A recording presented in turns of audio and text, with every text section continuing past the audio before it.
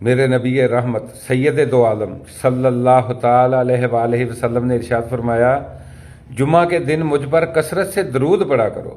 آپ صلی اللہ علیہ وآلہ وسلم نے فرمایا، جمعہ کے دن مجھ پر کثرت سے درود پڑھا کرو، یہ یوم مشہود ہے، اس دن کثیر تعداد میں ملائکہ زمین پر اترتے ہیں۔ پاس حضرت ابو دردہ رضی اللہ تعالیٰ عنہ تھے۔